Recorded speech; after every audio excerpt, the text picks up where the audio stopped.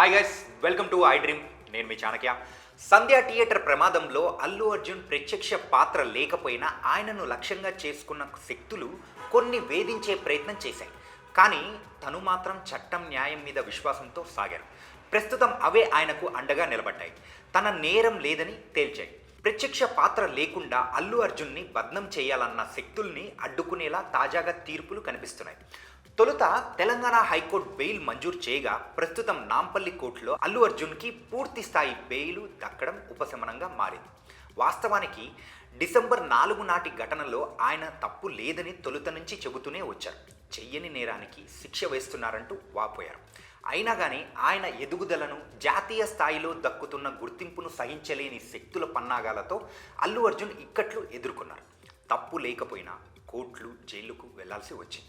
ఎంతగా వేధించినా ఆయన మాత్రం నిర్భరంగా నిల్చున్నారు. తన వాదన వినిపిస్తూ నిబద్ధతో చాటారు. చివరకు అదే ఆయనకు శ్రీరామ రక్షగా మారింది. చట్టం మీద ఉంచిన విశ్వాసం తోడ్పడింది. తొక్కిసలాట జరగడానికి తగినంత భద్రత లేకపోవడమే కారణమని అందరికీ అర్థమవుతుంది. కానీ దానిని పక్కదారి పట్టించేలా యంత్రాంగం వైఫల్యాన్ని సినిమా చూసేందుకు వచ్చిన హీరో మీదికి నెట్టిన వైనం స్పష్టమవుతుంది. ఇప్పటికే ఎన్హెచ్ఆర్సీ నుంచి తెలంగాణ హైకోర్టు వరకు అలాంటి వ్యాఖ్యలే చేశాయి. సినిమా చూసేందుకు రావడం ప్రాథమిక హక్కు. సెలబ్రిటీ అయినంత మాత్రాన దానిని అడ్డుకోగలమా అంటూ కోర్టులు కూడా ప్రశ్నించడాన్ని బట్టి అల్లు అర్జున్ తప్పు లేదని తేలిపోతుంది. పైగా తను గడిచిన 3 దశాబ్దాలుగా అనేక సినిమాలు ఆ థియేటర్లో చూసిన అనుభవం ఉంది. అయినప్పటికీ ఈసారి జరిగిన తమ వైఫల్యం పోలీసులు బన్నీ మీదికి బనాయించే ప్రయత్నం చేసినట్టు కోర్టు వ్యాఖ్యానాలు చాటుతున్నాయి. ఎన్హెచ్ఆర్సీ నోటీసులు చెబుతున్నాయి.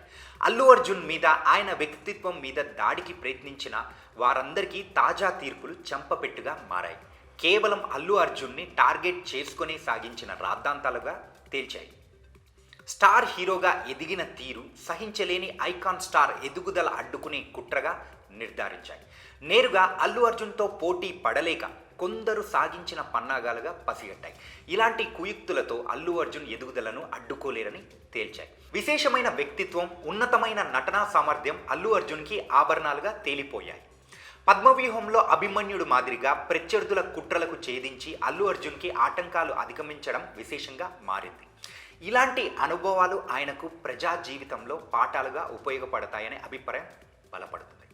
అభిమానులు హీరోగా ఆపద వచ్చినప్పుడు ఆదుకోవడానికి ముందుండే మంచి మనిషిగా ఈ ఉదాంతం మరోసారి నిరూపించింది. కొందరు ఎత్తులు వేసి అల్లు అర్జున్ను అడ్డుకోవాలని చూసినా అవన్నీ తాత్కాలికమే అని నిరూపితమైంది.